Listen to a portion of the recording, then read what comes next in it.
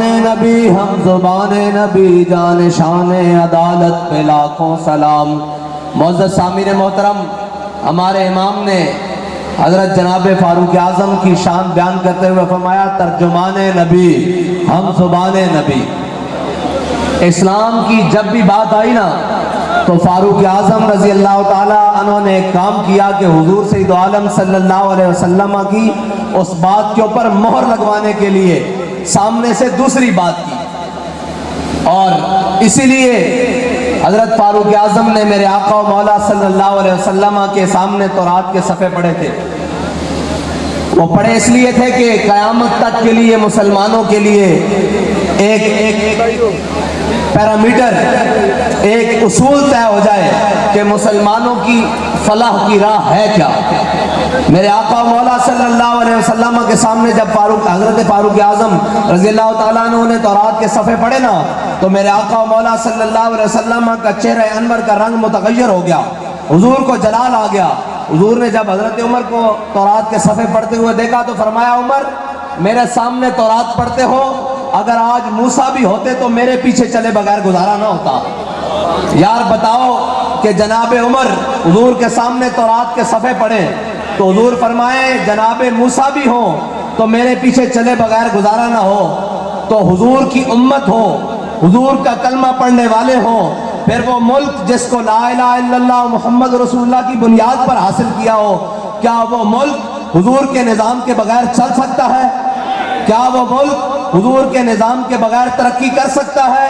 کیا اس ملک میں رہنے والی قوم کی فلاح اس نظام کے بغیر ہو سکتی ہے؟ ہرگز نہیں ہو سکتی، اس لیے کہ بدلے گا زمانہ لاکھ مگر قرآن نہیں بدلا جائے گا، ہے قول محمد قول خدا، فرمان نہیں بدلا جائے گا۔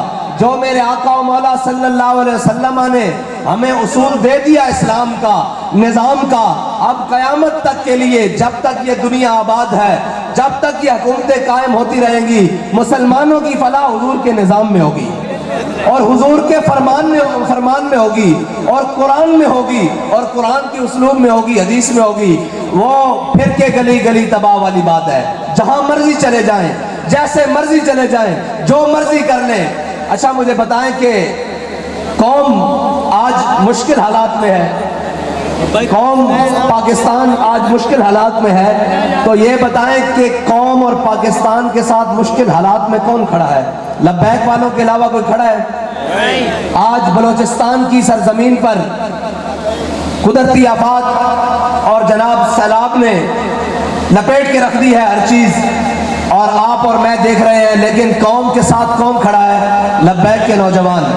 میں یہ پوچھتا ہوں کہ مشکل وقت میں جس کے ساتھ کھڑا ہوا جائے، دنیا کا اصول ہے تو اچھے وقتوں میں اسے یاد رکھا جاتا ہے، لیکن قوم کو یاد ہے وہ رنگیلے، وہ فراڈیے، وہ بدکماش عیاش جو آج بھی جناب اس چکر میں لگے ہوئے ہیں کہ سیلاب کی آڑ لے کر، اور ملک کے اوپر قوم کے اوپر مشکل وقت ہے، اس کی آڑ لے کر پیٹرول کی قیمتیں بڑھا لو، کوئی نہیں پوچھے گا تمہیں، کوئی پوچھنے والے وقت گزر چکے ہوں گے، ہاں تم سے ہر بات کا حساب لیا جائے گا، اور وہ وقت دور نہیں ہے جب انشاءاللہ ہمارے ہاتھ تمہارے گریبان کے اندر ہوں گے، اور ہم تم سے یہ پوچھیں گے کہ جب، اور ہر اس سے پوچھیں گے کہ جب عاشقان رسول کا خون روڈوں کے اوپر بہ رہا تھا تو وہ جو اپنے آپ کو کہتے ہیں کہ ہم عدلیہ ہیں، ہماری عزت کی جائے، تمہاری عزت خاک کی جائے کہ تم یہ سیاسی معاملات اور جناب اسمبلیوں کے اندر نورا کشتی کے لیے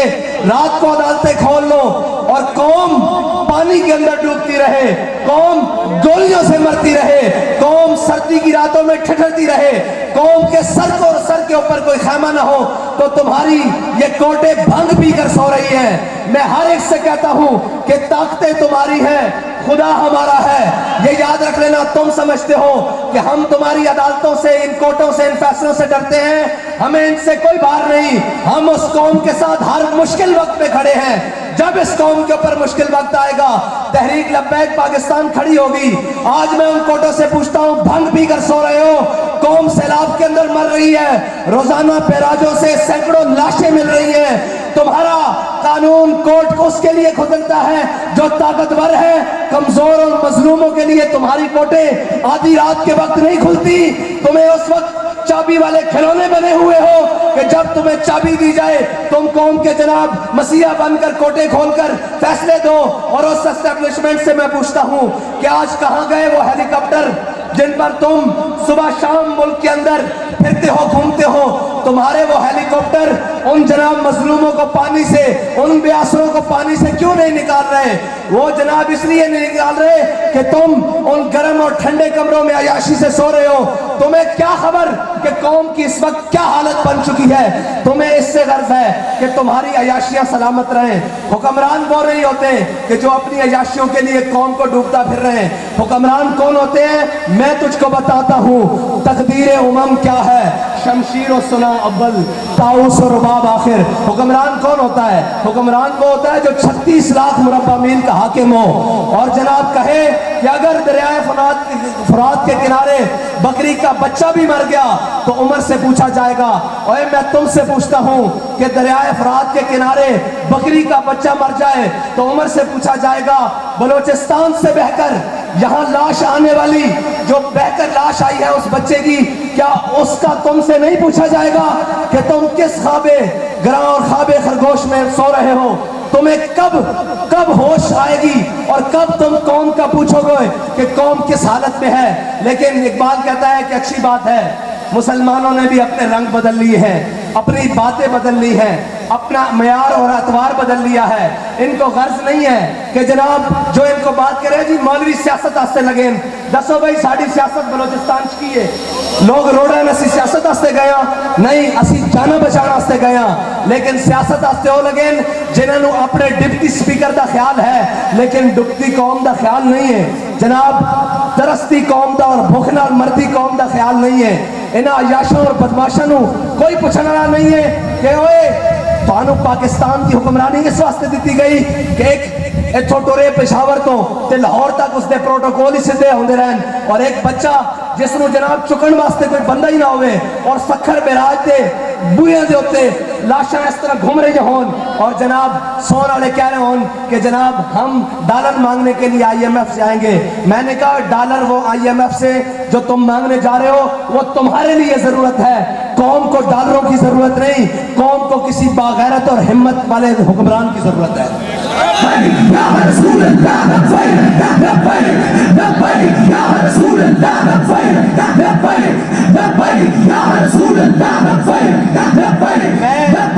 मैं कसम खा के कहता हूं कि कौम को डॉलरों की जरूरत नहीं, इस मुल्क को डॉलरों की जरूरत नहीं, इस मुल्क को किसी के आगे जनाब दामन फैलाने की जरूरत नहीं, इस मुल्क को इस वक्त किसी गैरतमंद हुक्मरान की जरूरत है। इसको मुल्क को, इस वतन को इस वक्त किसी जनाब जिंदा जमीर रखने वाले शख्स की जरूरत है जो इन सब के सामने खड़ा होकर कहे कि ओए चोरों 75 साल से तुमने इस कौम का खून भी पिया है, इसको लूटा भी है, इसको खाया भी है। कब तुम्हारा ये शिकम और तुम्हारे वो जनाब बैरून मुल्क और जनाब तुम्हारे वो सरे महल और लंदन और जनाब स्विस बैंक के पेट भरेंगे? ये कौम अब डूबती मर रही है अपने ही पानी के अंदर। कब वो कौम के हाकिम और वो कब कौम के सरदार और कौम के वडेरे जागेंगे? लेकिन कोई बात नहीं, एक को ये है कि मेरी वर्दी सलामत रह जाए, दूसरे को ये है कि जनाब मैं जज बन के बैठा हूँ जनाब कुर्सी के ऊपर, मेरी जस्टिस ही सलामत रह जाए। एक को ये है कि वजीर आलम मेरा बन जाए, एक को ये है कि जनाब डिप्टी स्पीकर मेरा बन जाए। कौम की किसी को फिक्र नहीं है। मैं आपसे ये कहता हूँ कि आप जाग जाओ, बड़ा हो गया यार, बड़ी सुन ली, बड़ा कुछ देख लिया इस मुल्क ने 75 साल से, बड़े बड़े रंगीले देख लिए। आओ हो अब हुजूर के निजाम के साथ मिल जाओ, आओ उस दीन के साथ मिल जाओ जिस दीन में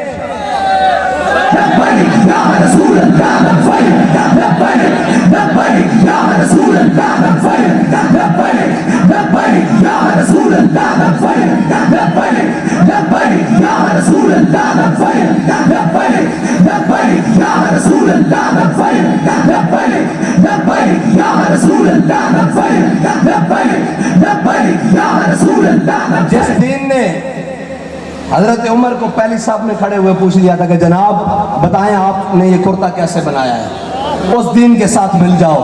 اور وہ دین جو وقت کے چیف آف آرمی سٹاف نے اور جناب joint chief of army staff نے نئے کپڑے پہنے ہوں تو حضرت عمر نے پوچھا ہوئے تم بدل گئے ہو؟